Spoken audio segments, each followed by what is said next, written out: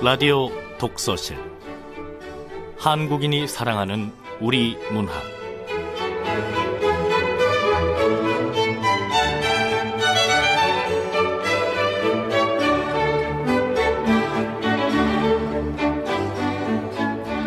안녕하세요. 아나운서 변희영입니다.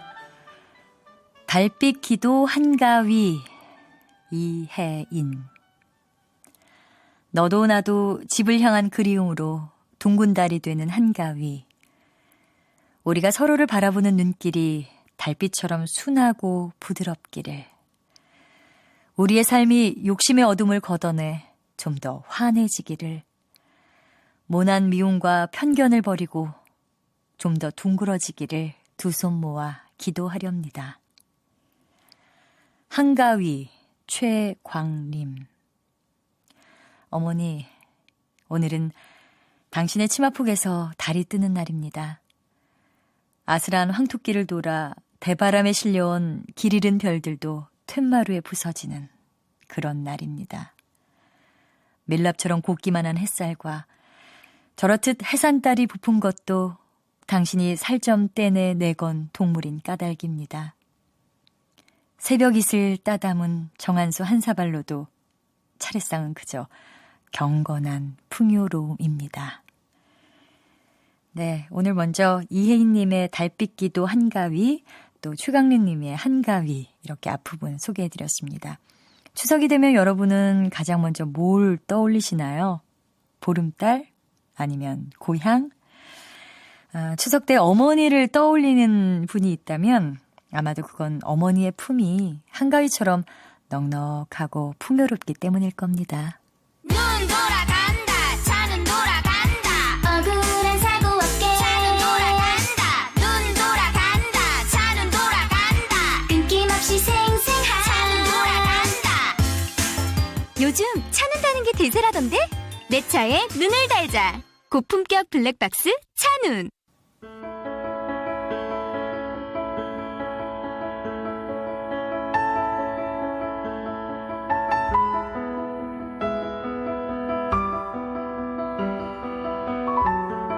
소리로 만나는 책, 라디오 독서실. 변우영 아나운서와 함께합니다.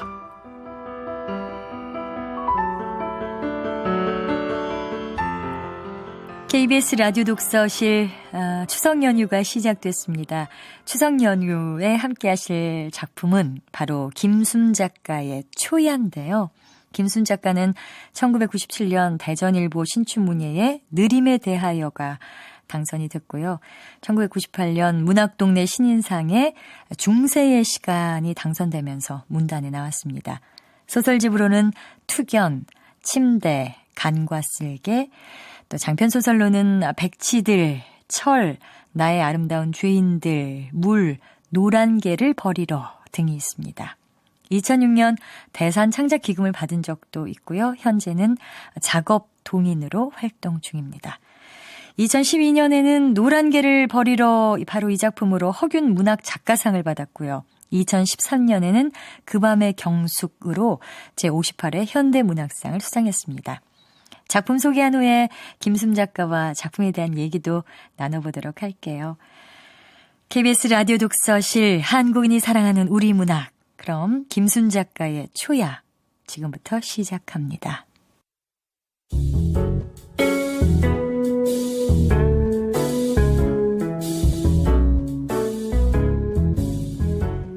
초야 김순.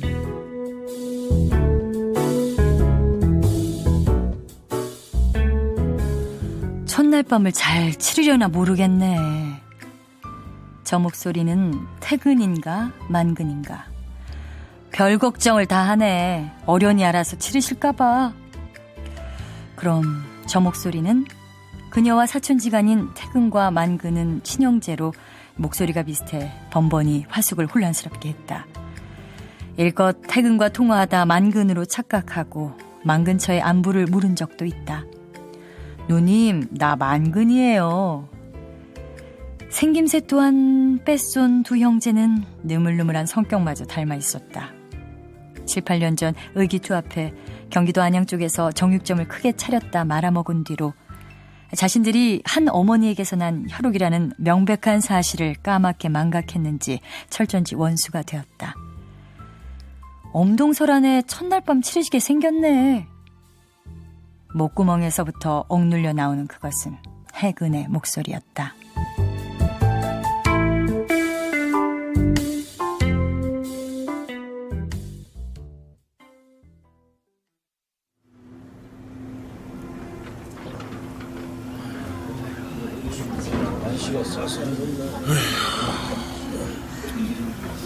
엄동설안에 첫날 밤 치르게 생겼다고. 그래도 삼복더위보다야 훨씬 낫지. 삼복더위에 끌어안고 있으면 땀띠밖에 더 나겠어. 다들 뭐라는 거야? 첫날 밤이라니. 상가집에서 도무지 무슨 말을 하는지 모르겠네. 멀리 환기반 너머를 더듬는 그녀의 시야에 누른 무덤이 들어왔다. 무릎처럼 두드러기 올라온 곳에 자리한 무덤을 굴착기가 한창 파헤치고 있었다. 아하, 엄마하고 합장을 하니까 저런 소리를 하는구나. 논산 어머니 들으면 어쩌려고. 논산 어머니는 뭐 하시나?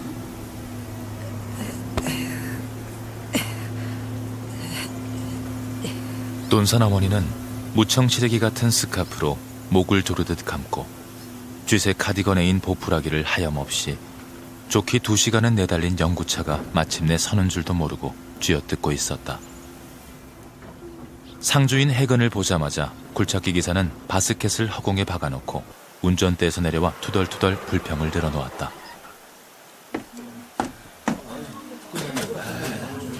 상주가 누구요? 아이고, 고생이 많습니다. 아니, 무덤자리가 산중턱이라고 처음부터 말을 했어야죠. 자, 담배 한 대 태우시고. 자. 구착기 몰고 내가 여기까지 올라오느라고, 어휴, 진짜 이거 내 진즉에 알았음 억만금을 줘도 안 합니다. 많이 힘드셨나 보네. 그래도 실력이 대단하시네. 다 봤어요. 해근이 담배로 굴착기 기사를 달리는 사이 조금 전 연구차가 올라온 길을 교회 승합차가 올라왔다. 정근이 집사로 있는 교회 승합차였다. 아버지의 장례식을 교회장으로 치르자고 한 것은 셋째 정근이었다. 정근은 그녀의 형제들 중 유일하게 개신교 신자였다. 정근이 저놈은 기어이 교회 사람들 끌고 오는 것 좀 보게. 교회장으로 한다면서 형님. 그럼 당연히 교회 사람들이 오죠. 나도 찬송 부르고 그러는 거 별론데 지금이라도 가라 그래요. 동생들도 참. 내가 어째 그래. 하긴 매달 100만 원씩 나오는 작은아버지 병원비 정근이가 다 됐다면서요. 작은 아버지도 대단해. 응? 산소 마스크 쓰고 대학병원 중환자실에서 꼬박 10달이나 있었죠. 어휴, 병원비가 대체 얼마야. 그만들 하지. 다른 사람들 듣겠다.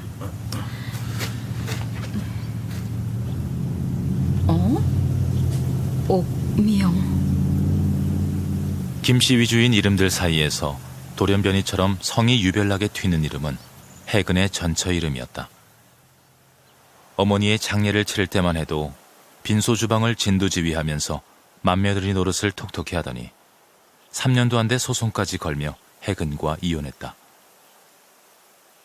목매달아 죽는 한이 있어도 이혼은 못하겠다고 버티던 해근과 이혼하기 위해 그녀는 남편의 외도를 사돈의 8,000귀에까지 들어가도록 까발렸다. 해근이 정근이나 친인척들 앞에서 좀처럼 길을 못 펴는 것은 그때 주눅이든 탓이 컸다. 어머니 무덤 앞에 비석을 세울 때만 해도 사람 인연이 이렇게 허무하게 끝날 줄 짐작이나 했나. 제가 해서 아들까지 하나 낳았다든가. 그 뒤로는 소식이 없네. 옥미영. 죽어서까지 친정 식구로 남을 줄 알았구만. 사람과 사람 사이에 맺어지는 인연에도 유통기한이라는 게 엄연히 존재할 줄 내가 어떻게 알았을꼬. 더구나 그녀는 남동생인 해근과 정근 둘 중 하나가 이혼을 한다면 당연히 정근 쪽이리라 생각했다. 정근처는 시댁 식구들과 사상건건 마찰을 일으키고 남편에 대해 불만이 많았다. 시누이인 자신 앞에서 그녀가 깨까불듯 남동생의 트집을 잡을 때마다 들이받고 싶었던 적이 한두 번이 아니었다. 그럴 수 있다면 그녀는 옥미영이라는 이름을 비석에서 파내고 싶었다. 이 첫날발 치르실 생각이 그냥 황홀하셨나. 염할 때 보니까 그냥 작은아버지가 웃고 계시더라니까. 야, 작은아버지가 어디 생전에 웃으시던 분이었나? 아이, 암만 웃으면 세상 두쪽 났는 줄 아셨지? 아이고, 그 봄이었더라면 진달래꽃이라도 따서 신방에 깔아드렸을 텐데. 아쉽네. 아쉬워. 뭐야, 아직도 저 얘기야? 아무리 그래도 신방이라니. 저 흙구덩이가 그럼 신방이 된다는 거야? 아무리 저 흙구덩이가 어떻게... 흙구덩이 안쪽으로 관 모서리가 삐죽 들여다 보였다. 20년 전 어머니가 들어가 놓은 관이었다.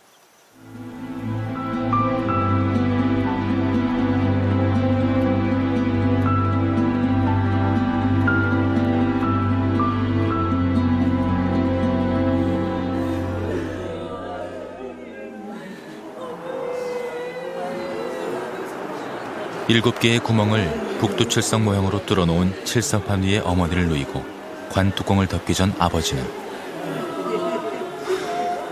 잠깐만.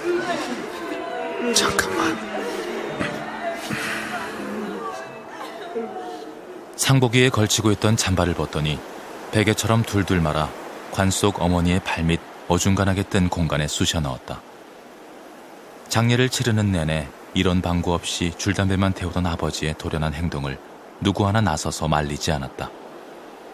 자식들이 보기에도 키가 150cm도 안 되던 어머니에게 그 좁디 좁은 관 속이 허허벌판처럼 막막했던 데다 잠바를 둘둘 마는 아버지의 행동에 통곡보다 애절한 슬픔과 회한이 배어 있었기 때문이었다. 아무리 그래도 담배 냄새 찌들고 떼낀 잠바를 관 속에 넣으면 어떡해. 그녀는 하도 울어 불에처럼 부은 눈을 찌푸렸다. 더구나 사시사철 줄창 걸치고 다닌 잠바에는 늘 아버지의 머리카락에서 떨어진 비듬이 서리처럼 지저분하게 묻어 있었던 것이다.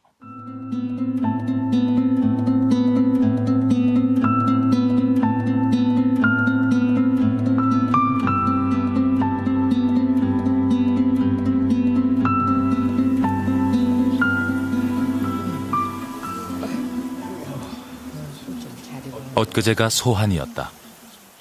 그래도 날이 따뜻해서 좋네요. 흙이 새덩이처럼 얼어 있었으면 어쩔 뻔했습니까? 다들 고생이 많으시고요. 잠시 후에 입관할게요. 아따, 누가 들으면 날씨 따뜻하게 만든 사람도 정근이 저놈 같네. 능력이 있는데 뭔 말을 못해. 누님, 왜 그래요? 주저앉고 아버지까지 가는 것 보니까 다리에 힘 빠지요? 첫날 밤이라니. 20년 전 세상을 떠난 어머니와 사흘 전 세상을 떠난 아버지의 첫날 밤이라니. 오늘이 뭐 없나? 누님, 뭐 찾아요? 왜 쪼그려 앉아서 두리번거리고 있어요? 진달래가 피었으면 뜯어다 뿌려 주었을까.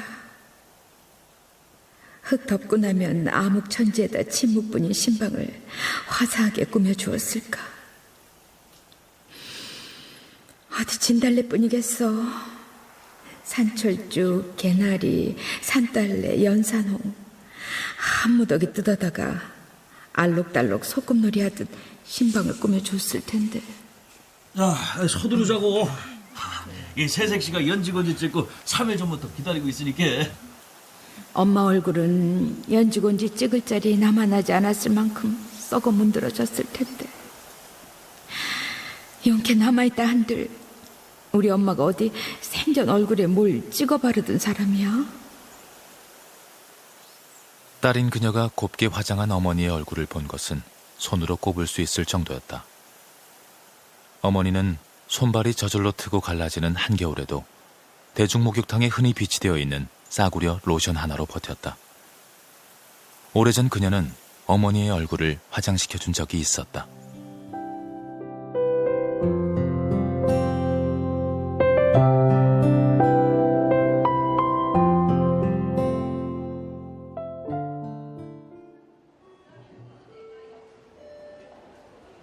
친척 결혼식이 있어서 서울로 다니러 오는 어머니를 그녀가 서울역까지 마중을 나갔다. 서울역 개찰구를 빠져나오는 핏기 하나 없이 말라비틀어진 어머니의 얼굴을 보는 순간 그녀는 미간을 찌푸렸다. 다짜고짜 어머니 손을 잡아 끌고 서울역 안 공중 화장실로 갔다. 아유, 왜 사람을 잡아 끌고 그리야? 이거 화장실 아니여. 아이, 가만히 좀 있어봐. 아이고, 왜 그래, 진짜? 결혼식 늦어. 가만히 좀 있어 보라니까. 자, 아니, 그 화장 좀 하지. 엄만 이게 뭐야? 초등학생을 벌세우듯 어머니를 화장실 거울 앞에 세워놓고 자신의 핸드백 속 화장품들을 총동원해 얼굴에 바르기 시작했다. 장소가 하필 지린내 찌든 공중 화장실이라서 그랬을까. 손을 분주하게 놀려 어머니의 이마와 양볼에 파운데이션을 펴 바르면서 그녀는 멀쩡한 얼굴에 생채기를 내는 것 같은 죄책감에 사로잡혔다. 김이 끼고 골 깊은 주름이 번져 촌스럽고 궁상맞지만 더없이 온전한 어머니의 얼굴에 흠집을 내는 심정이었다. 파운데이션이 곱게 스며들지 못하고 들떠 어머니의 얼굴은 화사하게 살아나기는커녕 우스꽝스러워졌다.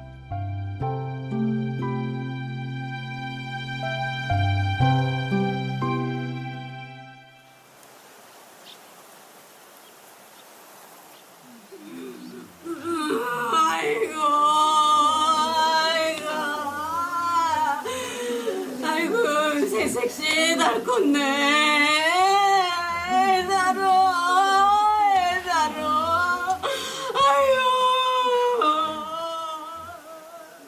장지가 떠나가도록 큰어머니가 내지르는 탄식이 콩새 울음소리처럼 울려 퍼졌다. 요양원에서 지내는 큰어머니는 자식들의 만류에도 불구하고 기어이 장지까지 따라왔다. 당뇨 합병증으로 간경화까지 와 무섭게 차오르는 복수가 고스란히 흘러들어 퉁퉁 부은 오른다리를 고무옷으로 친친 감고서 복수를 받아내는 비닐팩을 그것이 탈장된 장기라도 되는 듯 손에 꼭 붙들고서 딸 넷에 아들 하나를 둔 큰어머니는 김씨 집안의 장손이라면서 끔찍하게 떠받들던 아들 옥근과 살림을 합친 지 만 1년도 안 돼 당신발로 요양원에 들어갔다. 요양원에서 지낸다는 소식이 들려오기 전 한 집에 살면서 밥도 따로 먹을 만큼 며느리와 사이가 틀어졌다는 소문이 친척들 사이에 돌았었다. 흙구덩이 앞에 마냥 그러고 있을 수 없어 몸을 일으키던 그녀는 화들짝 놀라 뒤를 돌아보았다.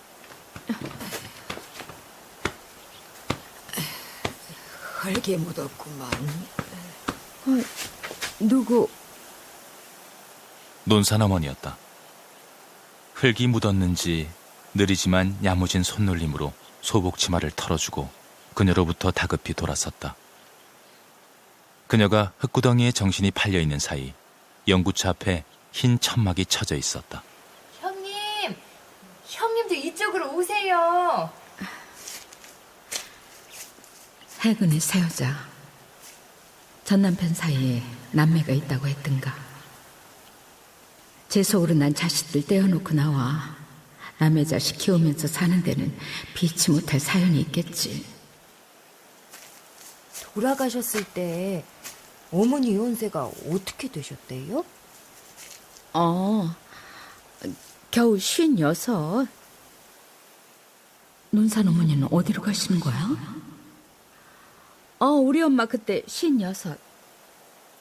떠밀리듯 천막 쪽으로 내려가는 논산 어머니를 눈으로 좇으며 그녀는 중얼거렸다.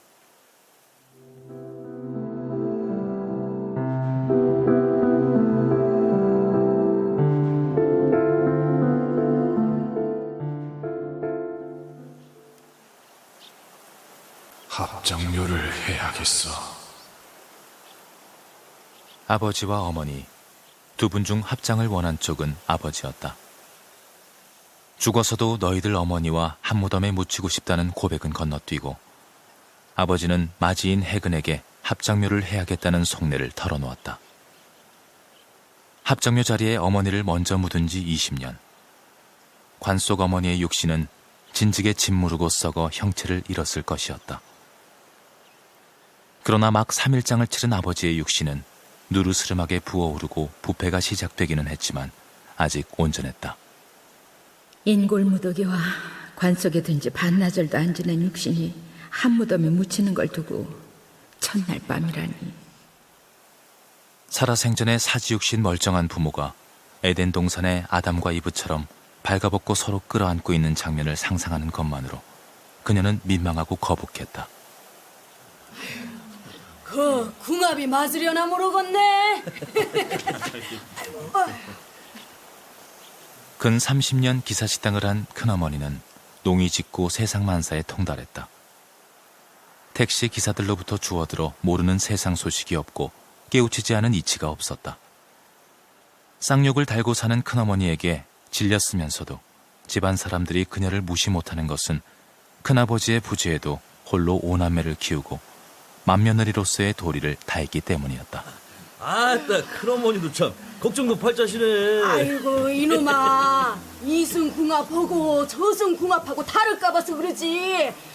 아유, 근데 네가 태근이냐 망근이냐? 아, 이게 응? 퇴근이죠, 큰어머니. 아, 제가 조금 더 잘생겼잖아요. 아이고 참. 아, 근데 그 이승궁합, 저승궁합 따로 있다요?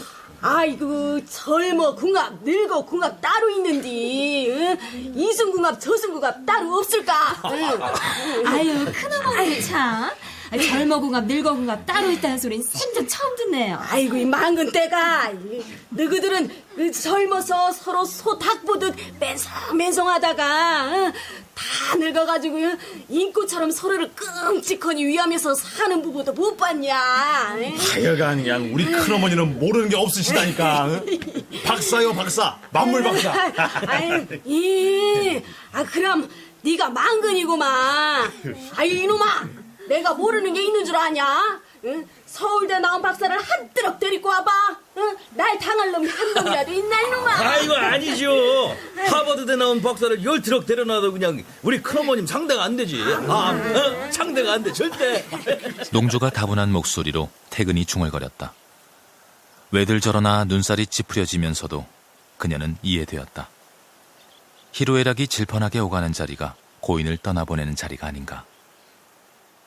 영정사진 앞에서 자식 수능 점수를 걱정하고 주사가 있는 남편이 조문객들 앞에서 실수나 하지 않을까 노심초사 가슴을 졸이고 떨어지는 아파트값 때문에 땅이 꺼져라 한숨을 토하는 게 인간이 아닌가. 장지로 가는 연구차 안에서 고3인 자식이 학원을 빼먹지는 않았는지 핸드폰으로 몇 번이나 확인을 하는 게 인간이 아닌가. 그녀 곁으로 다가온 옥근처가 작은 소리로 말했다. 형님, 죽으면 끝이지. 땅속에 묻기 무섭게 썩을 몸뚱어리들이 궁합 찾게 생겼대요. 하여튼 우리 어머니 저렇게 말 좀 안 했으면 좋겠어요. 기사식당 물려준데도 뭐 두 분 궁합이 나쁘지는 않았던 거겠지. 속으로 그렇게 중얼거리는 그녀의 눈길이 저절로 논산 어머니를 찾고 있었다. 이승궁합과 저승궁합을 따지던 큰어머니는 어느새 큰아버지의 무덤을 향해 걸어 올라가고 있었다. 거의 오체투지의 자세로 힘겹게 오르막을 손으로 짚어가면서 오르는 그녀의 뒤를 태근처와 만근처가 뒤따라 올라갔다. 동서지간인 그녀들은 평상시 서로를 시기하고 견제하면서도 대소사 때는 쌍둥이 자매처럼 꼭 붙어 다니면서 서로를 살뜰하게 챙겼다.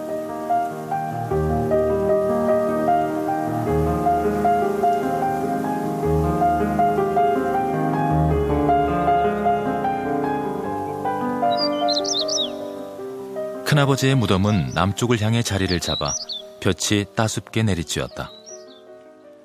합방을 위해 20년 만에 파헤친 그녀 어머니의 무덤은 동남 동쪽을 향하고 있었다. 16방위로 따질 경우 동쪽과 동남쪽의 사이가 되는 방향이었다. 아이고 다리야. 아이고. 아니, 큰어머니 괜찮으세요? 그리고 뭐하러 여기까지 오셨어요? 그러게나 말이에요. 누구 말을 들어야죠.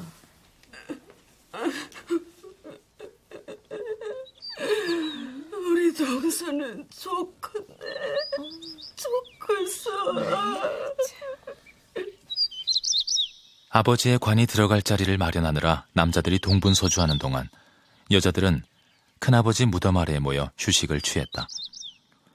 표고버섯을 말리듯 화장기 없이 누렇게 뜬 얼굴들을 햇볕에 내놓고 시름 없이 졸거나 먼 곳에 마냥 시선을 두었다. 노인네가 저 다리를 끌고 장지까지 따라가겠다고 고집을 부렸으니 옥근이쳐 질릴만도 하겠어. 우리 동서는 좋겠네. 좋겠어. 나 시집 왔을 때가 우리 서방님 나이 10살이었어. 10살. 그럼 큰어머니 올해 작은아버지 연세가 79이니까 어머 큰어머니하고 작은아버지 몇 년 봐오신 거예요? 그게 계산이 안 되나? 66년이구만 66년. 좋겠네. 좋겠어. 그렇게 부러우시면 큰어머니도 큰아버지하고 합창하시면 되잖아요. 아이고 이봐 동서 눈치 없이. 별 생각 없이 내뱉은 정근처의 옆구리를 태근처가 손가락으로 쿡 찔렀다. 시집 온 지가 몇 년인데 몰랐던 걸까? 그러나 그녀는 이내 정근이 일부러 말해주지 않았으면 몰랐을 수도 있겠다 싶었다. 형제들의 무덤들 중 햇빛이 가장 잘 드는 자리를 차지하고 있는 큰아버지의 무덤은 목신묘였다. 6.25 때 월북해 생사조차 모르는 큰아버지의 시신을 대신할 형상을 대추나무로 짜 장사 지낸 무덤이었다. 목신묘 앞에는 대문짝만한 비석이 세워져 있었다. 큰어머니는 스님으로부터 제사 날짜까지 받아다 꼬박꼬박 제사를 지냈다.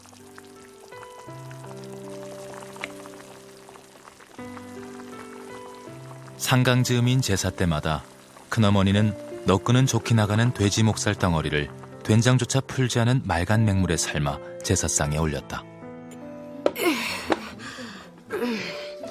이제 다 되었다. 다들 너희 아버지한테 절혀라.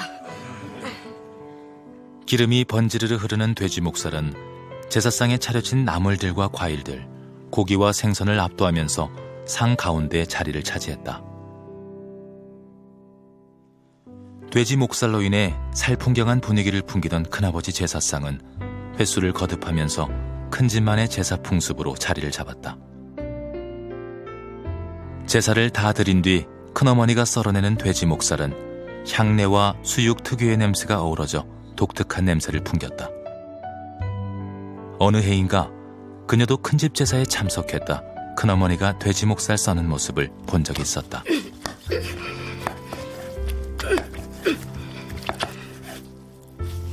원체 덩어리가 두툼해 덜 삶긴 돼지 목살에서 피가 흐르는 것도 모르고 그 피가 식칼과 도마에 묻어나는 것도 모르고 뭉텅뭉텅 쓰적쓰적 자신의 허벅지 살점을 썰듯 비장한 얼굴로 돼지 목살을 써는 식칼에 온 정신을 집중하고 있었다. 징그러워라.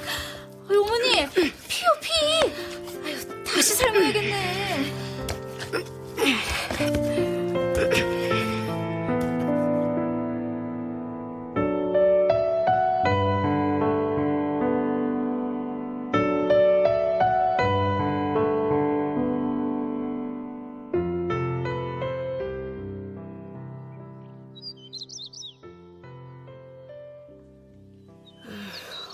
좋겠네. 좋겠어. 목신묘 아래 큰어머니가 퍼질러 앉아 햇볕을 쬐고 있는 곳은 그녀의 무덤 자리였다. 살아생전 생사조차 까마득한 남편의 빈자리. 구름 한 점 떠있지 않은 허공과 마찬가지이던 남편의 빈자리를 떠받치고 살아야 했던 큰어머니는 죽어서는 남편의 무덤을 시신 대신 대추나무로 짠 인간 형상이 누워있는 무덤을 떠받치고 영영 잠들어야 하는 팔자였던 것이다. 부부는 합장을 해도 부모 자식은 안 온다. 엄마, 정말 그러네요. 부모 자식이 한데 들어가 누워있는 무덤은 없어. 부부가 그렇게 질기고 무서운 거예요. 그래서 제짝 없이 살다가는 인생이 제일로 불쌍다. 큰어머니는 무릎을 쓰다듬던 손을 들어 입을 지우듯 쓸었다.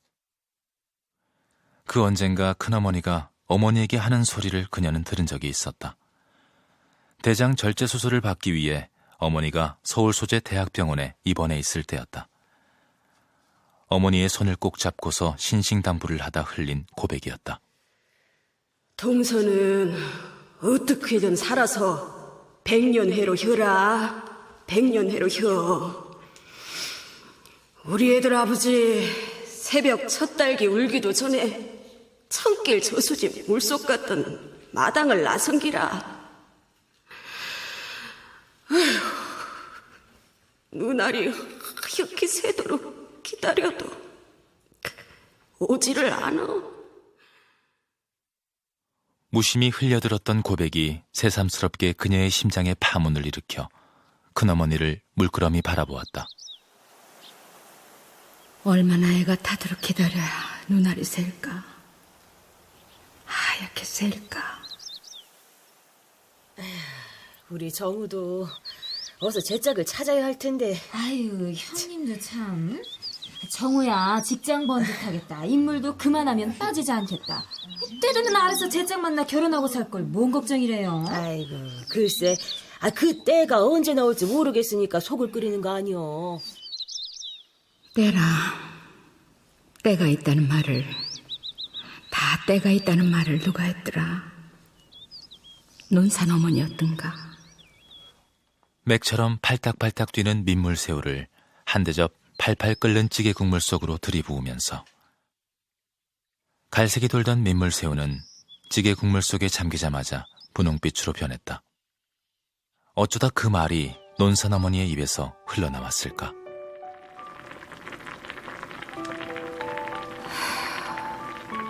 다 때가 있는 거야. 때요?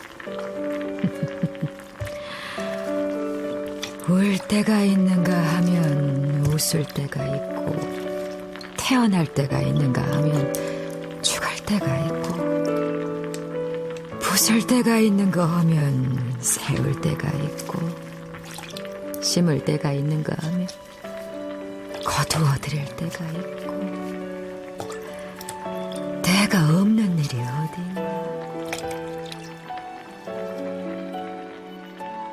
논산 어머니가 주문처럼 중얼거리는 소리를 들으면서 그녀는 둥둥 떠오르는 민물새우들 위로 수제비 반죽을 떼어 넣었다.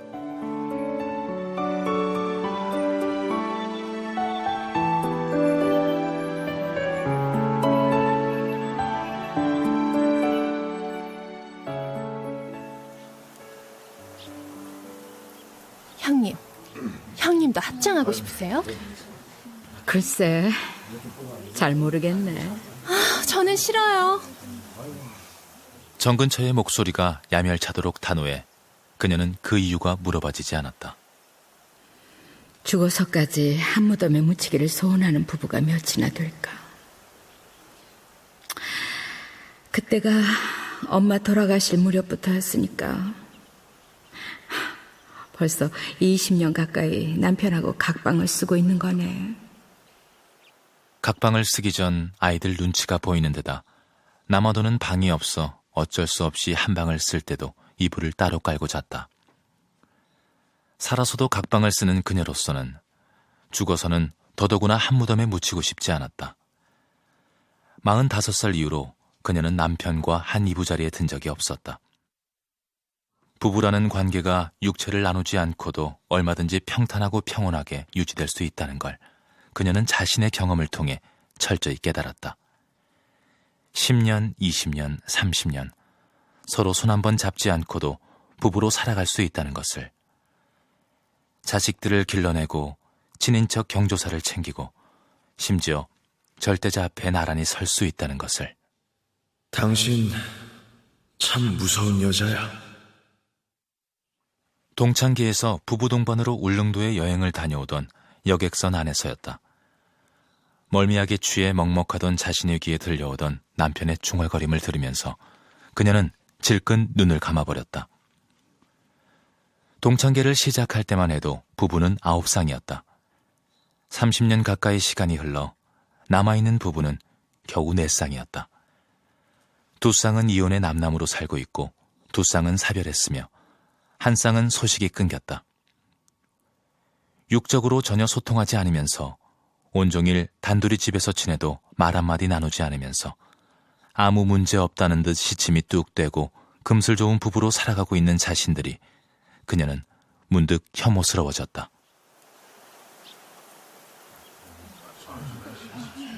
형님, 이건 이렇게 하면 될까요? 그래, 처남. 잘하고 있어. 해근과 이야기를 나누고 있는 남편이 그녀의 시야에 들어왔다. 장례 내내 남편은 맞사위로서 자신의 역할을 성실하게 해내며 장례식장을 지켰다. 부부가 뭔가 싶어. 부부요, 형님? 죽어서까지 한 무덤에 묻히려고 하니. 형님, 내가 왜 정근 씨 형님 동생하고 결혼했는지 아세요? 자식을 둘이나 낳고 그 자식들이 혼기가 차도록 부부로 살고 있으면서 남보란 듯이 갈라설 것도 아니면서 정근과 결혼하는 것이 믿지는 장사였다는 것을 누누이 자기 자신과 남들에게 상기시키지 못해 안다라는 그녀였다. 그러고 보니 정작 그녀는 올케가 어째서 자신의 동생과 결혼했는지 궁금했던 적은 없었다.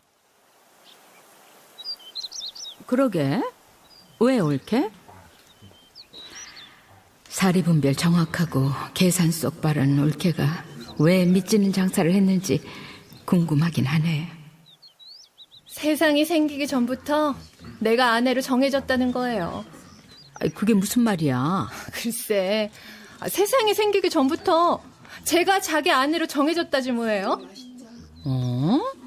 세상이 생기기 전부터? 네. 난 형님 동생하고 결혼할 마음이 눈꼽만치는 없었는데 이상하게 그 말이 꽂히더라고요. 그이가 그 말만 안 했어도 의사 집안에 시집가 해외여행 다니고 골프나 치러 다니면서 살 텐데.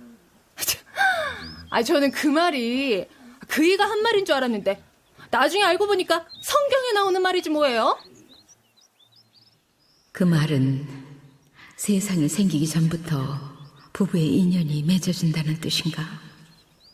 아니면 세상보다 부부 인연이 먼저라는 뜻인가? 그것도 아니면 부부 인연이 세상 만사를 초월한다는 뜻. 그토록 지독하고 절대적인 인연으로 묶인 관계가 부부라는 뜻인 거야? 형님하고 동서는 무슨 얘기를 그렇게 재밌게 하세요? 큰올케도 이쪽으로 와. 저 옆에서 잠깐 들었는데 저도 형님 말대로 부부가 뭔가 싶어요. 우리 친척 쪽 당숙 한 분이 이틀이 멀다 하고 식칼 들고 날뛸 만큼 의처증이 아주 심했어요. 당숙 뭐 혼자 집에 있을 때 정기검침원이 다녀가기만 해도 그날 밤은 온 동네가 아주 따들썩하고 난리가 나요. 뭐 평소엔 터키보다 순한 양반이 의처증이 발동하면 완전히 딴 사람이 되는데 식칼 들고 죽이겠다고 길이길이 날뛰는 사람은 누가 말리겠어요? 부모 형제도 못 말리지. 의처증이 무서운 게요, 늙어서 풍이 와도 못 고치시더라고요. 당숙 뭐 평생 소원이 당숙보다 하루라도 더 사는 거였는데 당숙이 막상 먼저 세상 뜨니까 그만 치매가 오더라고요. 오죽 시달렸으면 소원이 남편보다 하루라도 더 사는 거였을까. 당숙 돌아가시면 온천 여행도 다니고 미장원 가서 예쁘게 머리도 하고 날마다 시장에 장 보러 다니면서 살 거라고 하더니만. 부부라는 게 참 이상하더라고요. 원수도 그런 원수가 없지 싶게 괴롭히던 당숙이 막상 죽으니까 그만 딱 정신줄을 놓으시더라고요. 저기 형님, 20인분 주문했는데 모자랄까요? 해근의 새 여자 말을 끊고 정근처가 불쑥 그녀에게 물었다. 장례식 내내 정근처는 해근의 새 여자를 철저히 고립시켰다. 동서간에 상의할 일들을 신우인 그녀에게 해왔다. 정근천은 해근의 새 여자를 좀처럼 손윗동서로 받아들이려 하지 않았다. 그녀의 그러한 태도는 노골적이어서 해근의 새 여자가 신우인 그녀에게 전화로 하소연을 해온 적도 있었다. 작은 올케. 교회 사람만 쳐도 10명은 넘지 싶은데? 사람 말을 중간에 턱 잘라먹어. 큰올케 기분 상했나 보네. 작은 올케도 10년, 20년 지나면 큰올케를 손윗동서로 받아들이려나. 장례시장에서 싸운 밥하고 반찬도 있으니까 어떻게 되겠죠. 많이 남아서 그것만 해도 10사람은 충분히 먹지 싶은데. 소풍 나온 것도 아니고 얼마나 먹겠어요. 형님, 그 논산 어머니는 어쩌신데요? 태근이 처 말고도 다들 논산 어머니가 궁금한가? 날 쳐다보네. 두 분이 꽤 사셨지요.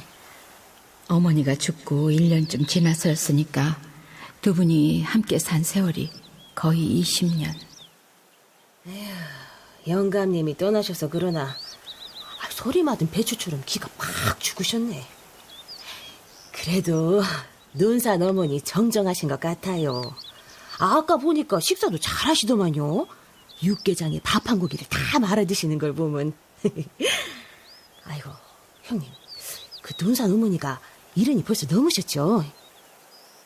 논산 어머니가 아버지보다 4살 적다 그랬는데 아버지가 79이니까 논산 어머니는 75. 그렇다면 아버지하고 살기 시작했을 때 논산 어머니 나이가 겨우 58. 58이라는 나이를 이미 건너온 그녀는 여자로서 욕망이 소멸된 나이는 아니라는 것을 잘 알고 있었다. 친딸이 하나 미국에서 살고 있다는 것과 충남 논산에서 한때 살았다는 것밖에 그녀 형제들은 논산 어머니에 대해 아는 것이 거의 없었다. 논산 어머니라고 부르는 것도 순전히 그 때문이었다. 그 외에 아버지는 논산 어머니의 자질구레한 신상에 대해 일절 함구했다. 피차 서로에게 딸린 자식들이 있어서인지 강산이 변해도 2번은 변했을 세월을 함께 살면서도 두 분은 혼인신고를 하지 않았다. 내가 남편하고 함께 산 기간이 36년. 아버지와 돌아가신 엄마가 함께 산 시간은 38년. 근데 그 시간보다 아버지하고 논산 어머니가 같이 산 18년이 더 유구한 시간 같아. 그 20년을 논산 어머니는 어머니가 생전에 하던 민물새우탕 식당을 운영해 아버지와 단둘이 자식들에게 손벌리지 않고 먹고 살았다. 그녀는 논산 어머니가 자신의 돌아가신 어머니보다 아버지에게 더 잘 맞는 짝 같다고 생각을 한 적이 있었다. 아버지는 늘 어머니를 답답해했다. 그럼에도 불구하고 아버지는 가장 나중에마저 어머니의 옆에 자신의 육신을 눕히고 싶어 했다.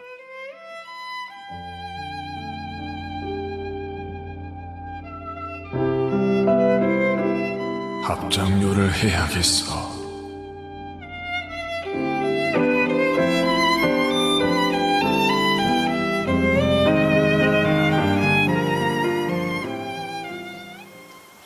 다들 올라오세요.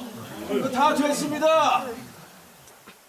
아버지의 관이 들어갈 자리가 얼추 마련되었는지 검은 상복 차림의 남자가 큰아버지의 무덤 아래 널브러져 있는 여자들을 향해 손짓했다. 저기 손짓하는 저 사람 우리 아버지야? 네, 그러네요, 형님. 갑시다. 역시 맞사이라 일하는 게 다르네요. 아유, 어머나, 큰어머니. 또 오세요. 그려. 아이고, 이젠 날아가는 새만 봐도 눈물이 나네. 새가 날아갔나? 그녀는 고개를 들어 허공을 바라보았다. 허공은 구름 한 점 없었다. 가없이 펼쳐진 그 어디서도 새가 날아가는 흔적은 찾아볼 수 없었다.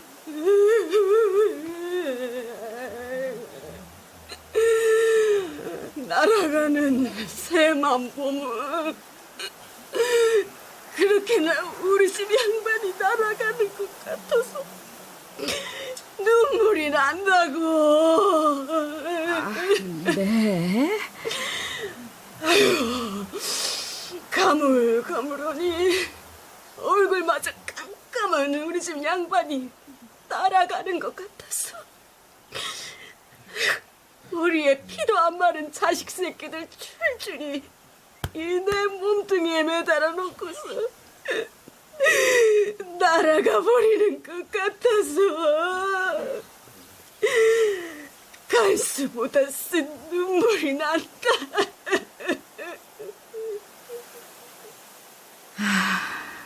눈물이 얼마나 쓰기에 간수보다 쓰다고 할까. 링거줄 같은 호수를 이용해 다리에서 뺀 비닐팩에 그득 찬 노란 물이 눈물만 같아서, 큰어머니가 찔끔찔끔 짜낸 눈물만 같아서 그녀는 낯을 찌푸렸다.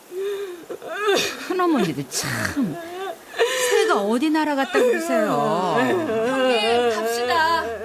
큰어머니는 그냥 계세요. 다리 아프니까 움직이면 더 안 좋을 거예요. 알았어. 자, 이렇게. 먼저 올라가. 아이고, 저그 날아가고 있지 않냐?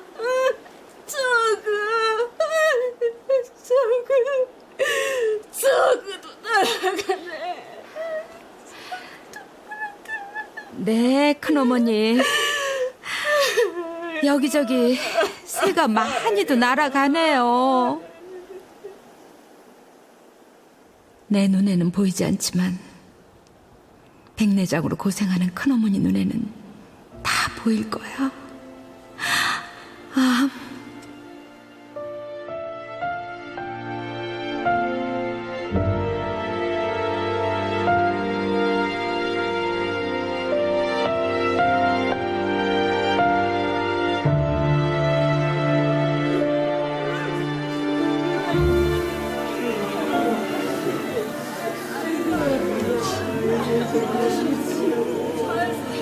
천막아래를 떠나지 않던 교회 사람들이 무덤 쪽으로 올라왔다.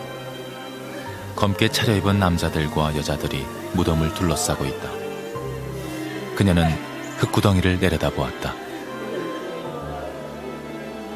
저 흙구덩이 속이 그 어느 신방보다 더 아늑한 신방인지도 모르지.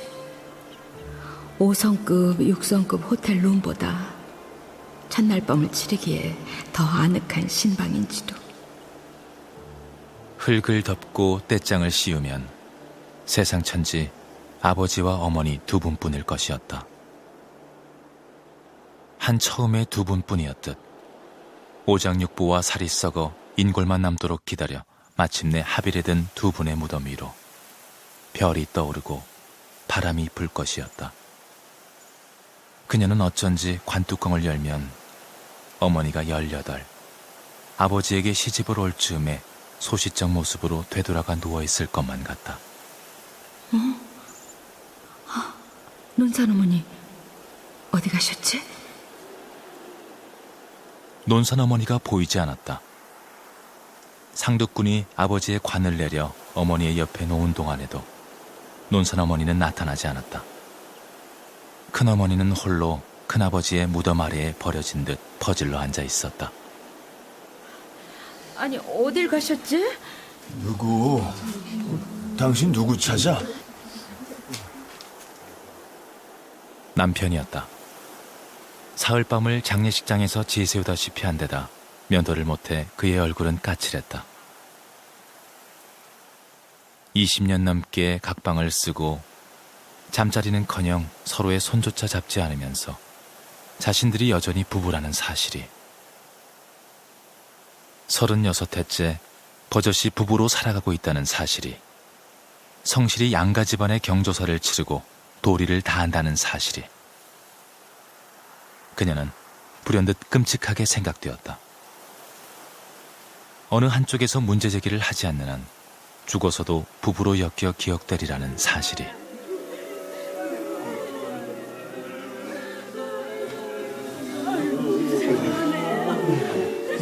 여보, 우리도 죽으면 합장할까요? 뭐? 합장이요. 죽어서 한 무덤에 묻히는 것도 아니다.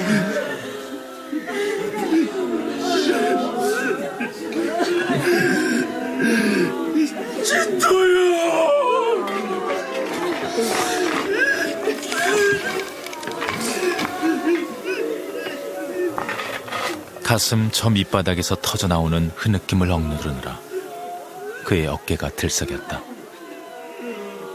해근이 건네는 삽을 태근이 받아들었다.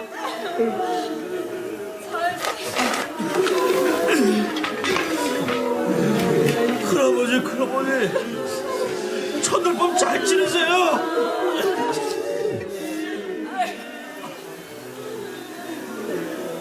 아버지가 들어가 누운 관 위로 흙무더기가 떨어지는 소리가 멀리서 들려왔다. 태근이 건네는 삽을 그녀의 남편이 받아들었다.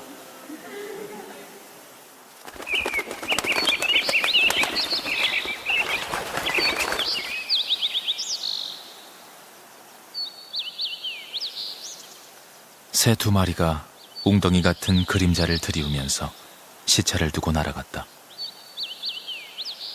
부지불각에 지나지 않는 시차가 그녀는 100년은 좋게 되는 듯 길게 느껴졌다.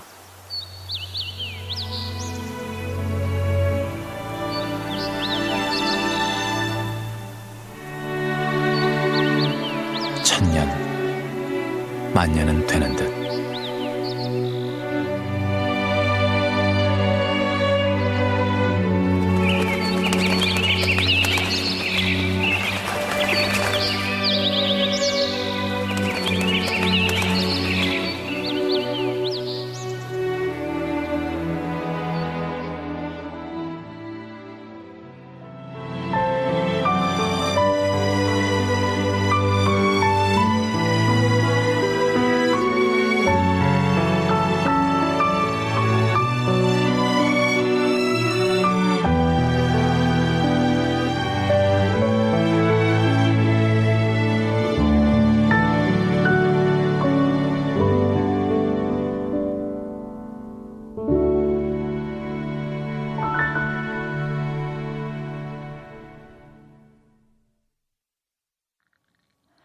아, 정말 산다는 게 뭔지 다시금 돌아보게 됩니다. 초야의 김순 작가 연결하겠습니다. 작가님 안녕하세요.